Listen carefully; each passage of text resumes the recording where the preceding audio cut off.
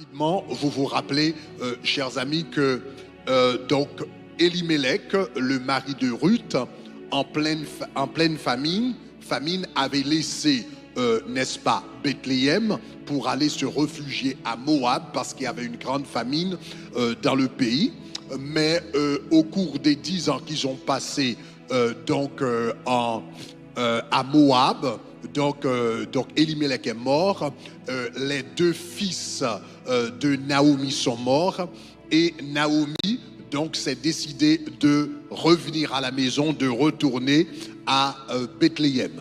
Donc quand elle a pris la décision de retourner à Bethléem, Ruth, sa belle-fille, comme je vous avais expliqué la dernière fois, s'est immédiatement trouvée dans une situation difficile parce que d'une part, elle veut partir avec sa belle-mère pour pouvoir l'aider parce qu'elle n'a personne, son mari est mort, ses 2 fils sont morts, donc elle n'a aucune garantie qu'on va la recevoir à Bethléem quand il sera arrivé, donc elle a besoin de quelqu'un, mais en même temps, Naomi sait que partir, ou encore Ruth sait que partir avec Naomi, c'est compromettre son futur, parce qu'il y a de fortes chances qu'elle ne serait jamais mariée, elle ne serait jamais demandée en mariage, à Bethléem. C'est possible qu'elle ne... ce sera difficile pour elle de trouver un emploi à Bethléem, etc. Donc, en quelque sorte, c'est compromettre son futur. Mais malgré tout, elle a décidé de suivre sa belle-mère par fidélité et par loyauté. Donc, voyons... Dans votre esprit, vous devriez voir maintenant Naomi. Donc, Naomi a décidé de partir et Ruth a dit, je pars avec toi.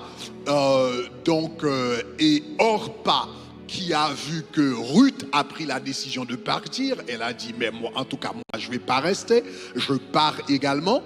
Donc, dans ton esprit, maintenant, tu dois voir Naomi qui est en train de faire, n'est-ce pas, ses adieux aux voisins. Donc, elle est en train de dire au revoir. Ça a été un plaisir de vivre avec vous pendant 10 ans. J'ai vécu dans ce quartier, j'ai vécu dans cet environnement. Vous avez été gentils avec moi, mais mon heure est arrivée. Je dois partir maintenant pour Bethléem. Donc, elle a fait ses adieux.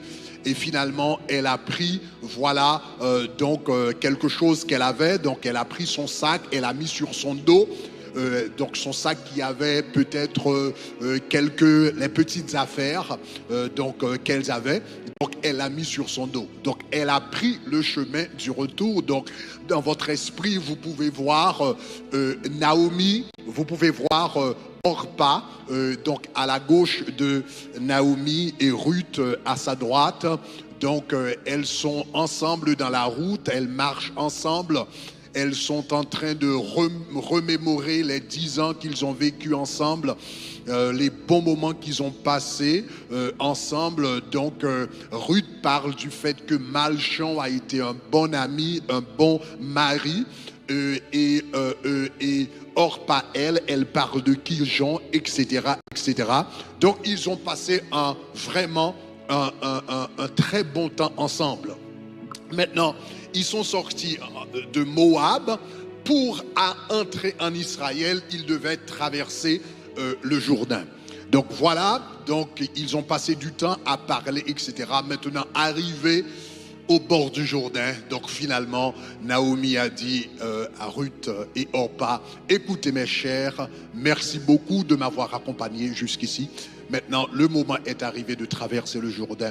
Je dois me rendre en Israël. Merci beaucoup. Merci beaucoup pour l'accompagnement. Donc, maintenant, je dois vous dire au revoir. Donc, je traverse tout seul le Jourdain. Et la Bible dit, à ce moment-là, les 2 belles filles de Naomi ont dit, certainement pas, nous allons pas vous laisser partir, nous allons traverser le Jourdain avec vous pour aller en Israël. Et c'est à ce moment-là que Naomi a essayé de les convaincre et de et vraiment de leur faire comprendre cette nouvelle réalité. Naomi les a expliqués, et c'est à ce moment que Naomi va leur dire que surtout, je suis au verset 9, donc que l'Éternel vous fasse. Naomi dit alors à ses filles, allez retourner chacune dans la maison de sa mère. Allez, Naomi dit, allez que chacune retourne dans la maison de sa mère, que l'Éternel use de bonté envers vous comme vous l'avez fait envers moi. Maintenant, c'est très important dans ce texte que Naomi dit, allez que chacune retourne dans la maison de sa mère. Généralement dans la Bible, on parle de la maison du père. Mais dans ce cas-ci, on parle de la maison de la mère. Donc, au fait, je crois que c'est peut-être l'un des rares cas de la Bible que la Bible parle de la maison de la mère. Généralement, c'est la maison du père parce que ça représente l'autorité du père. Mais elle a dit, retourne dans la maison de ta mère. Pourquoi? Parce qu'en ce temps-là, c'était les mères qui étaient responsables d'arranger les mariages de leurs filles. Donc, c'était la responsabilité de la mère de faire des arrangements pour le mariage. Donc, ce qu'elle voulait dire, retourne dans la maison de ta mère, cela veut dire, maintenant, vous avez vécu avec moi pendant des années, vous étiez mariés avec mes fils, mes 2 fils sont morts, maintenant, vous n'avez aucune obligation à mon égard. Vous n'avez aucune obligation envers moi. Vous êtes jeune, vous êtes belle, vous êtes jeune. C'est le moment de rebâtir votre vie. C'est le moment de recommencer. C'est le moment de trouver quelqu'un d'autre dans la vie. Merci d'avoir été avec moi pendant toutes ces années, mais soyons réalistes. Je ne suis plus votre belle-mère parce que mes 2 beaux-fils sont morts. Donc, la Bible dit qu'une femme est liée à sa femme, qu'une femme est liée à son mari aussi longtemps que le mari est vivant. Mais mes 2 fils sont morts, donc ils ne sont plus vos maris. Et en quelque sorte, vous n'êtes plus mes belles-filles et je ne suis plus votre belle-mère.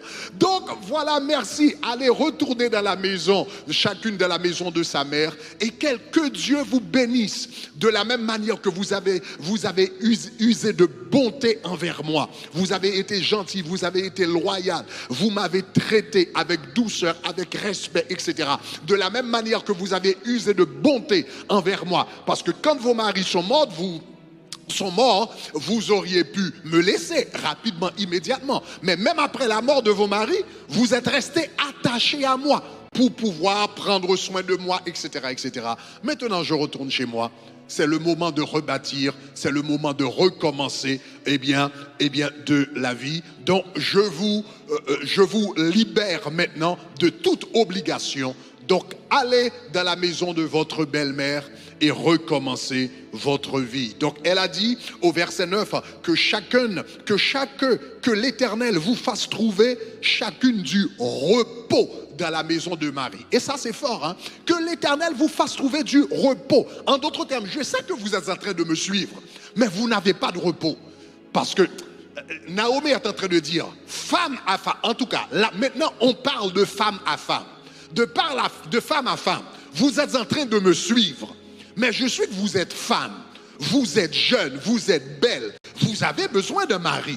Vous avez besoin, à un moment donné, vous aurez besoin de bercer des enfants, ou bien tout au moins un bébé dans vos bras. Vous aurez besoin d'avoir une maison qui vous appartienne. Donc, je sais que vous êtes en train de me suivre, mais en réalité, vous êtes agité à l'intérieur. Je sais que vous êtes en train de me suivre, mais vous avez des occupations à l'intérieur. Vous vous demandez, est-ce que je vais me marier? Est-ce que vraiment on va avoir des enfants? Est-ce qu'on aura une maison? Est-ce qu'on aura d'emploi? Donc, vous posez pas mal de questions. Donc, je vous libère maintenant. C'est bien que vous avez été gentil envers moi, mais soyons réalistes. Le lien familial qui nous unissait, a été brisé par la mort de mes fils. Donc, nous ne sommes plus vraiment belle-mère et belle-fille. Donc, allez recommencer avec quelqu'un d'autre. Et c'est alors que les 2 jeunes filles ont dit non, nous ne voulons pas vous laisser, nous voulons partir avec toi. Et Naomi va répondre, il va dire, mes filles, retournez mes filles, pourquoi viendriez-vous avec moi? Ai-je encore dans mon sein des fils qui puissent devenir vos maris? Donc quand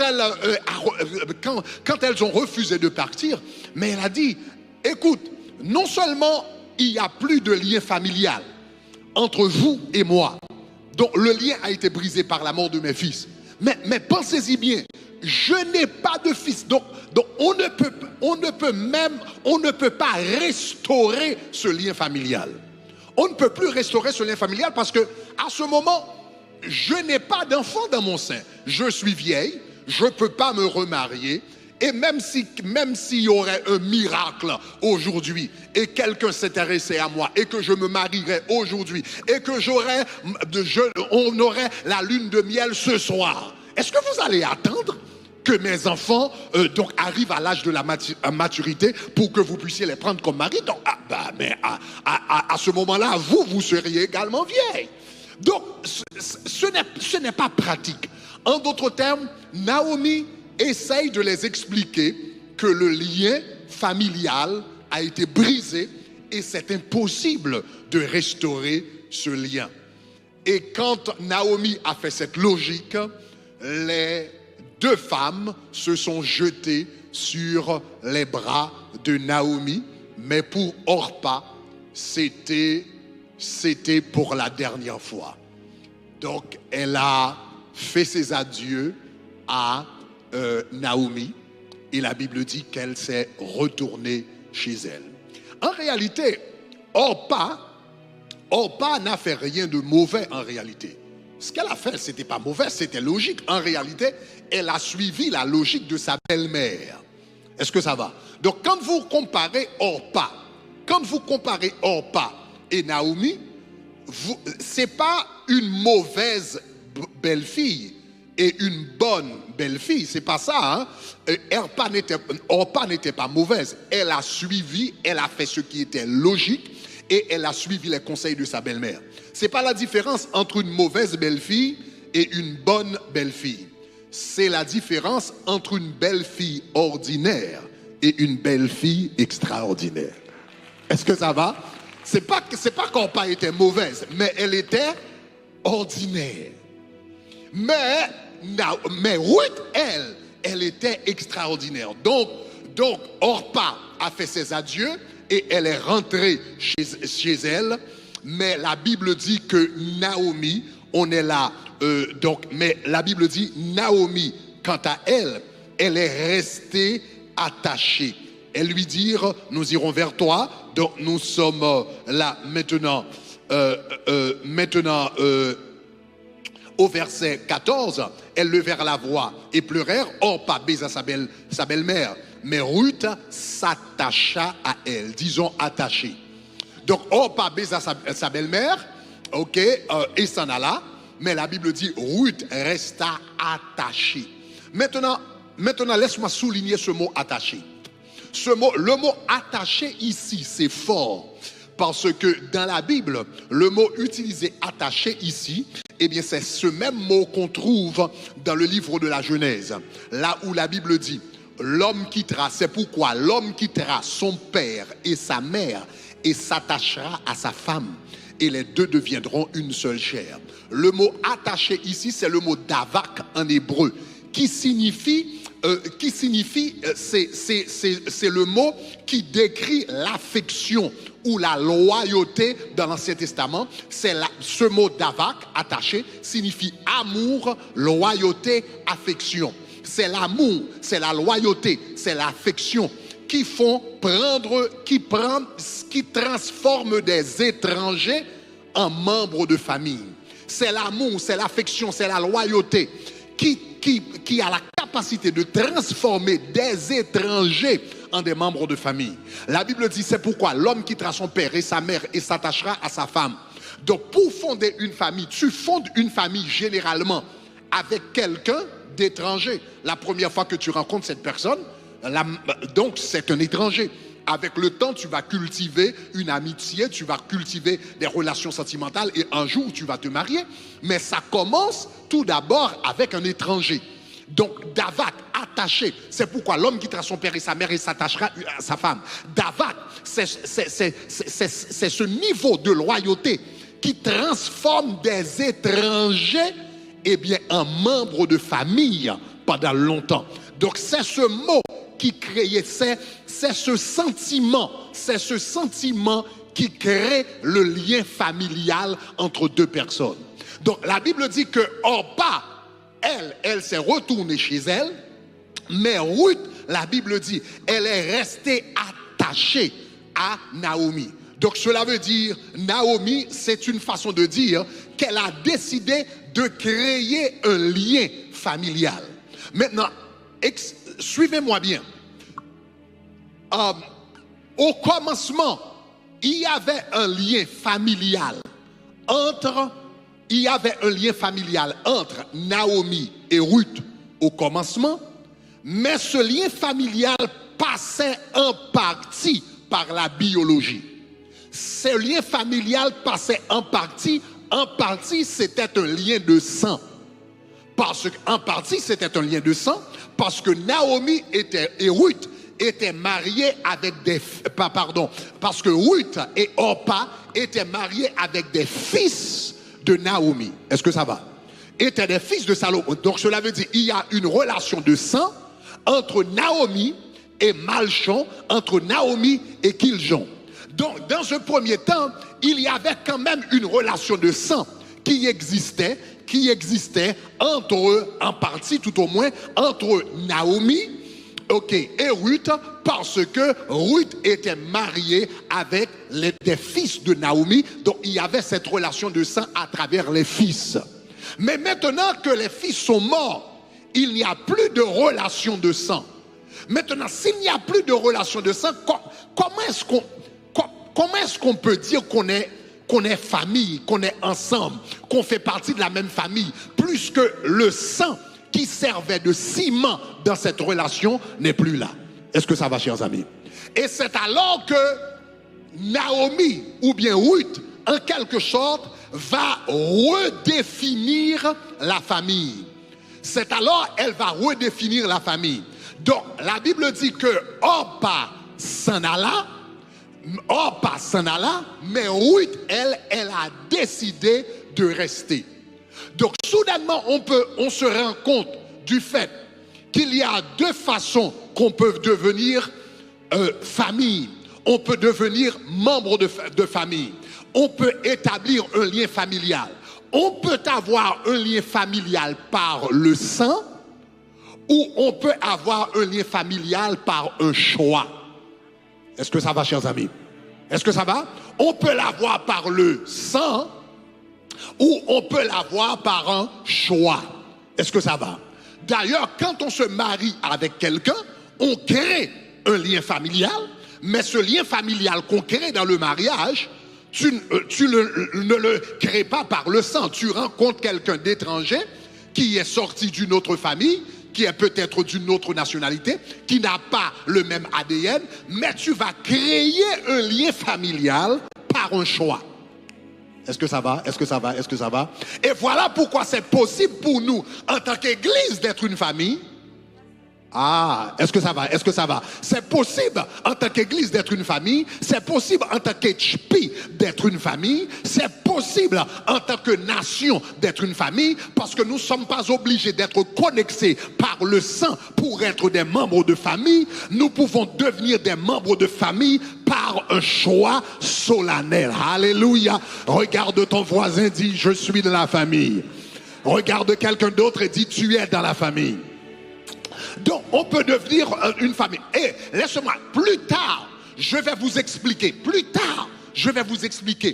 que le lien familial par le choix est plus puissant que le lien familial par le sang. Le lien familial par le choix est plus puissant que le lien familial par le sang. Yeah.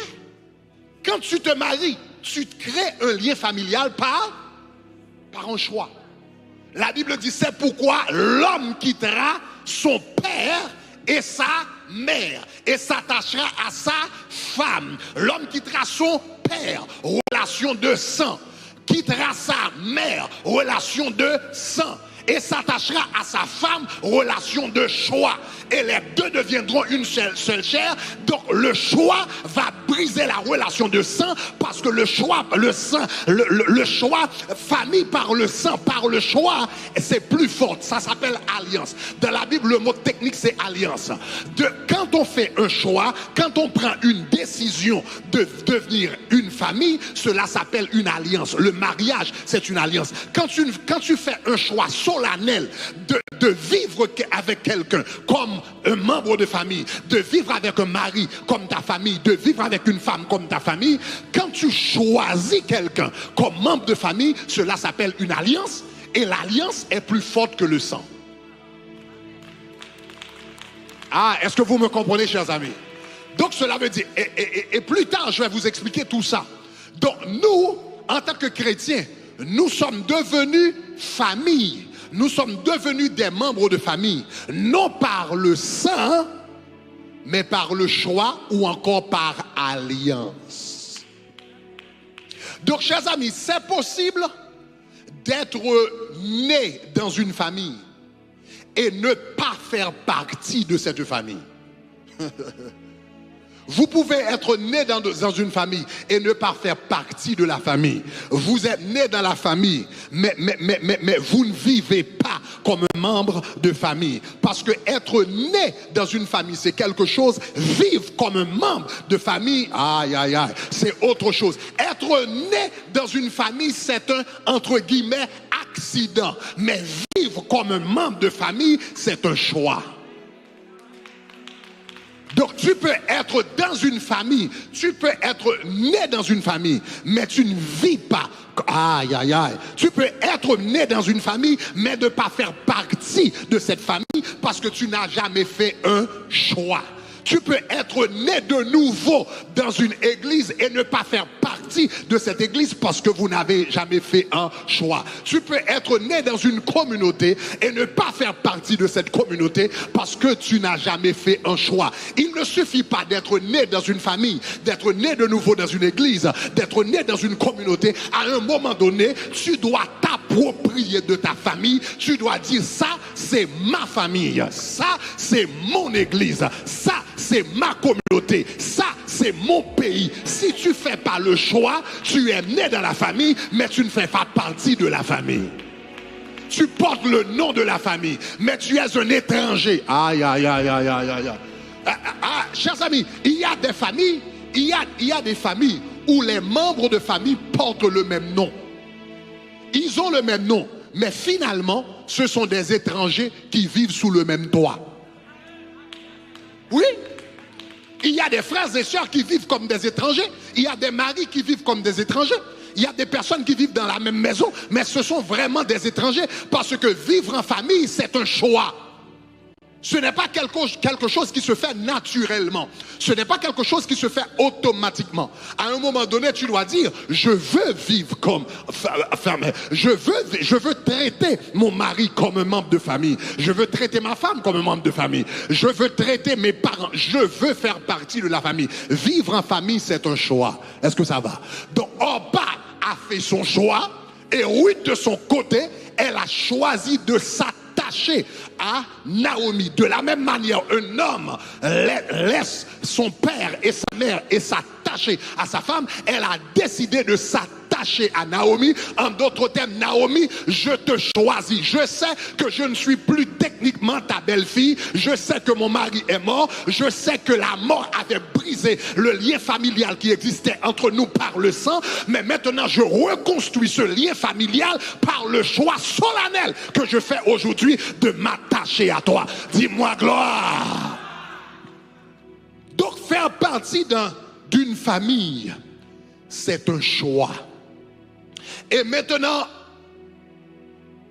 Ruth va faire une déclaration. Et dans cette déclaration, nous allons trouver 5 éléments qui transforment des étrangers en membres de famille. Vous pouvez avoir des étrangers qui sont capables de transformer, comme j'ai dit, 2 étrangers un membre de famille. Elle a fait 5 déclarations dans son texte. Là où tu iras, j'irai, etc. Nous allons regarder cette déclaration de plus près. Donc elle s'est accrochée, puis elle a fait la déclaration solennelle qui allait changer la notion de la famille et de la communauté. Mais maintenant, avant d'étudier, nous allons étudier cette déclaration de très très près. Parce que dans cette déclaration, nous trouvons 5 clés importantes pour vraiment transformer un groupe de personnes vraiment en une famille puissante, une famille unie. Mais avant de vous expliquer la déclaration de Ruth, une déclaration puissante, une déclaration de loyauté puissante, où tu iras, j'irai. Là où tu demeures, je demeurerai. Nous allons regarder tout ça en détail. Mais avant de regarder tout ça, je veux vous expliquer quelque chose. Je veux vous expliquer quelque chose. Il y a 4 mots. Il y a 4 mots qu'on utilise de manière synonyme. Mais en réalité, ils ne sont pas les mêmes. Mais parfois, on les utilise de manière synonyme. Et voici les 4 mots. Les 4 mots sont peuple, peuple, pays, État et nation. Peuple, pays, État et nation. Et ces mots nous concernent parce que la Bible nous dit que l'Église n'est pas seulement une famille, l'Église n'est pas seulement une communauté, mais l'Église est également une nation. Le saviez-vous qu'une Église, c'est une nation aux yeux de Dieu? Regardez avec moi dans 1 Pierre chapitre 2, verset 9. 1 Pierre chapitre 2, verset 9. 1 Pierre chapitre 2, verset 9. Lisons ensemble. La Bible dit, vous au contraire, vous êtes quoi? Une race élue et un sacerdoce royal, une nation sainte, un peuple acquis, etc., afin d'annoncer les vertus de celui qui vous a appelé des ténèbres à son admirable lumière. La Bible dit, l'Église c'est une nation sainte. Je vous avais expliqué cela il y a quelques semaines. Je vous avais dit qu'une communauté, c'est une nation à l'intérieur d'une autre nation. Et je vous avais dit qu'une église doit s'organiser comme une nation. Donc, la Bible dit, l'église, vous êtes une nation sainte. Maintenant, pour que nous puissions fonctionner vraiment comme la nation sainte, comme nous sommes appelés à vivre comme une nation sainte, pour que nous puissions vivre vraiment comme une nation sainte, vous devriez comprendre qu'est-ce que ça veut dire une nation. La majorité de gens ne savent pas exactement qu'est-ce qu'une nation. Il y a 4 mots qu'il faut différencier. Pays, j'ai dit, premièrement, peuple, pays, État et nation. Numéro 1, qu'est-ce qu'un peuple? Quand on parle de peuple, lorsqu'on parle d'une nation, on parle du peuple. Ok? Par exemple, le peuple haïtien. Le peuple, c'est quoi? Le peuple, ce sont les êtres vivants qui vivent sur le territoire. Ça, c'est le peuple. Le peuple fait allusion aux gens qui vivent sur le territoire. Donc, par exemple, et on peut compter, c'est la population. Donc, on peut littéralement les compter. Chaque 10 ans, par exemple, aux États-Unis, on fait un census et on peut compter le peuple américain. Donc, le peuple, c'est la population. Ce sont les êtres vivants qui vivent sur le territoire. Donc, aux États-Unis, nous sommes à peu près 330 millions. En Haïti, donc, c'est à peu près 12 millions maintenant. Donc, ça s'approche de 12 millions maintenant. OK, ça, c'est le peuple. Le peuple fait allusion à la totalité d'êtres humains qui vivent dans un territoire. Maintenant, il y a deuxièmement le pays. Le pays, dans le mot pays, c'est la base du mot paysage. Dans le mot pays, on voit le mot paysage. Le pays se réfère au territoire. Le territoire, le paysage, le territoire qu'occupe le peuple. Le pays, c'est la terre. C'est la terre, le territoire qu'occupe le peuple. Et ça, tu peux mesurer le territoire également. Donc ça s'appelle le pays. Donc par exemple dans le cas des États-Unis, donc le pays des États-Unis, sa superficie, donc c'est plus de 9 millions kilomètres carrés, etc. En Haïti, c'est plus de 27 000, etc. Kilomètres, ok, carrés. Donc quand on parle du pays, le pays c'est l'espace physique. C'est l'espace territorial. Donc on peut dire que le pays est borné à l'est par etc. et à l'ouest par etc. Ça c'est le pays. Le peuple, ce sont les êtres vivants. Le pays, c'est le territoire. On peut mesurer les êtres vivants, on peut mesurer le territoire. L'État. L'État c'est quoi? Maintenant, je dois vous dire que tout cela également, tous ces termes ont leur parallèle dans une église. Par exemple, dans le contexte de l'église, quand on parle du peuple, le peuple fait allusion aux personnes donc, qui assistent régulièrement au culte. Ça, donc il y a 300 personnes, il y a 500 personnes, il y a 10 000 personnes, etc. etc. Ça, ce serait l'équivalent du peuple. Le pays, ce serait le territoire ou encore l'espace qu'occupe l'église. Donc le territoire physique.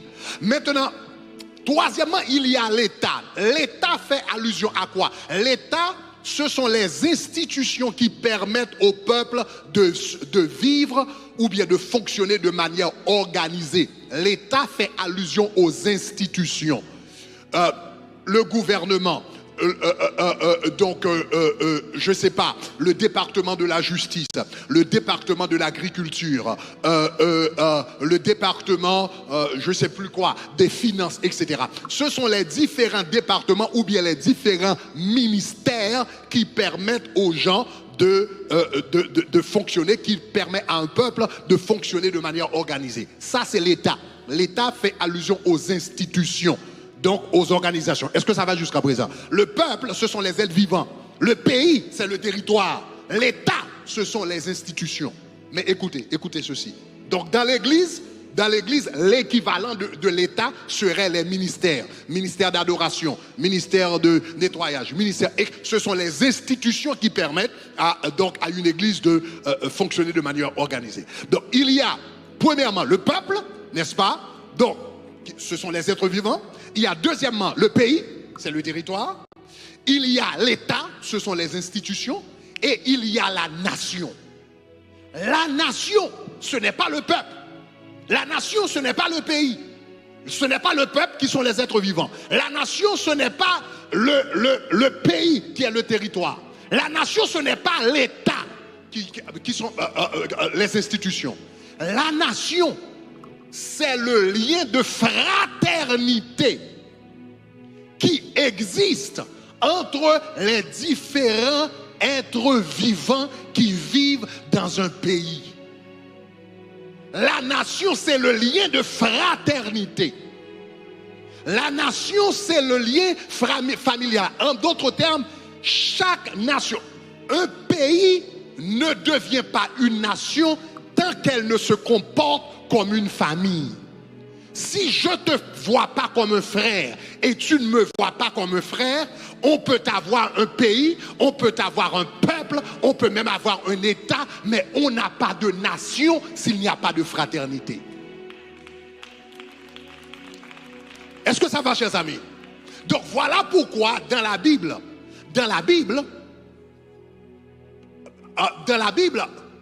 Dieu présente toujours les nations comme des familles. Dieu présente toujours les nations comme des familles. Donc par exemple dans Genèse chapitre 12, Dieu va dire à Abraham, Genèse chapitre 12 verset 3, de toutes les, il a dit de toutes les familles. Il aurait dû dire nations, n'est-ce pas? Parce qu'on parle des nations de la terre. Mais l'Éternel ne dit pas des nations. L'Éternel dit de toutes les il a dit à Abraham, toutes les familles de la terre seront bénies en toi. Que signifie toutes les familles ici? Toutes les nations de la terre seront bénies en toi. Regardez Amos, chapitre 3, verset 2. Dans Amos, chapitre 3, verset 2, le Seigneur est en train de s'adresser à Israël. Et regardez ce qu'il va dire à Israël. Israël, c'était évidemment une nation, n'est-ce pas? Israël, c'était une nation. Est-ce que ça va? Israël, c'était une nation. Mais il va dire à Israël, je vous ai choisi seul parmi toutes les familles de la terre. Au lieu de dire nation. Cela veut dire une nation doit se comporter comme une famille. Donc cela veut dire, s'il n'y a pas de lien familial, il n'y a pas de nation. S'il n'y a pas de lien familial, il n'y a pas de nation. Si je ne te vois pas comme une sœur et tu ne me vois pas comme un frère, si on ne voit pas les anciens comme des pères, et si les anciens ne voient pas les jeunes comme leurs fils et comme leurs filles, il n'y a pas de nation. La nation, c'est le lien familial qui existe entre les gens. Et qui leur fait dire, qui les fait dire, nous sommes ensemble. We are together.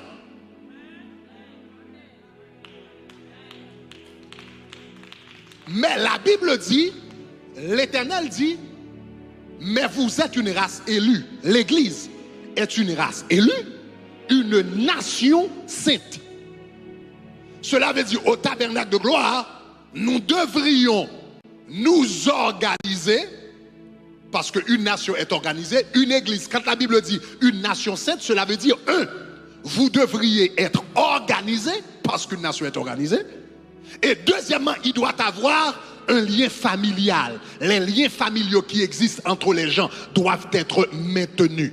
Si nous allons fonctionner comme une nation sainte, cela veut dire que nous devrions être une grande famille en Jésus-Christ. Disons gloire. Maintenant, je vous ai parlé de la nation, donc vous allez vous rendre compte le problème d'Haïti. Depuis l'indépendance jusqu'à aujourd'hui. Le problème, c'est que Haïti n'a jamais été une nation. Je n'aurai pas le temps de vous en parler. Haïti n'a jamais été une nation. Haïti a été toujours divisé dès le départ. Il y avait toujours les blancs, les affranchis, les noirs. Donc les blancs n'étaient pas connectés avec les affranchis n'étaient pas connectés avec des noirs, etc., etc. Donc jusqu'à présent, vous avez ce problème jusqu'à présent. Il y a en Haïti maintenant des descendants des Français. Donc cet homme, disons qu'une famille, je sais pas, dont ils sont descendants des Français, par exemple, 100 ans plus tard, 200 ans plus tard, ils ne se considèrent pas comme des Haïtiens, ils se considèrent encore Français 200 ans plus tard, 150 ans plus tard, 90 ans plus tard. Donc cela veut dire qu'il n'y a jamais eu vraiment de lien familial. Celui qui a un peu de couleur, donc qu'on appelait les affranchis, etc., etc. Donc celui qui a un peu de couleur, etc., qui est un peu clair, a des préjugés par rapport à celui qui est plus noir. Donc il y a un problème.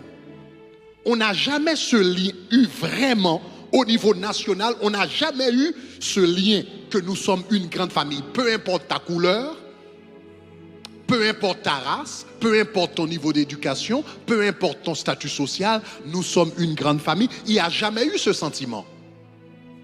Donc on n'a jamais eu de nation. On a eu un peuple, on a eu un pays, et parfois on a eu un État. Mais on n'a jamais eu de nation. Voilà. Et voilà pourquoi cette série de messages est tellement importante. Parce que ça doit commencer quelque part. Et ça doit commencer dans l'église. Ça doit commencer quelque part et ça doit commencer dans l'église. L'église doit présenter un modèle de nation. La Bible dit vous êtes une nation sainte. Cela veut dire l'église doit être un modèle de nation pour la nation.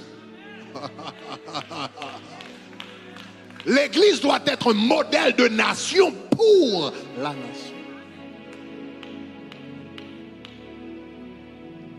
Donc je vais terminer ici, mais la semaine prochaine, nous allons trouver dans la déclaration de Ruth 5 éléments importants. Parce que Ruth va nous enseigner comment fonder une nation. Parce qu'en quelque sorte, Ruth est en quelque sorte la mère de la nation d'Israël, en quelque sorte.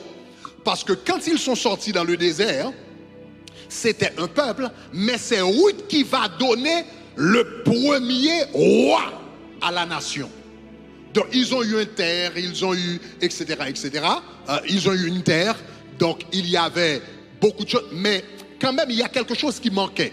Il n'était pas encore, il n'y avait pas droit. Si vous lisez le livre des Juges, la Bible dit, l'histoire de Ruth va se produire au temps des Juges.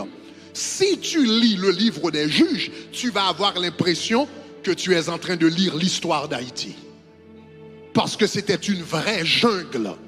Il y avait la guerre civile, on kidnappait des gens, on enlevait des gens, on violait des gens, etc. Tu lis le livre des Juges, tu as l'impression que tu es en train de lire l'histoire d'Haïti. Mais Ruth va venir et va donner naissance au premier roi. Et avec David, les 12 tribus, David serait le premier à unir les 12 tribus.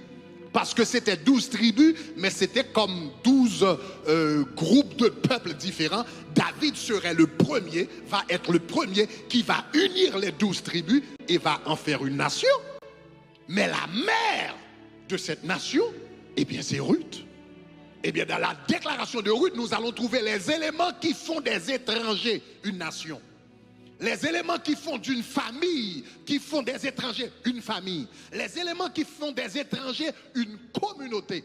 Dans cette déclaration de Ruth, vous trouvez les éléments capables d'unir des étrangers et les transformer en famille, en communauté, en nation. Que le Seigneur le fasse au nom de Jésus.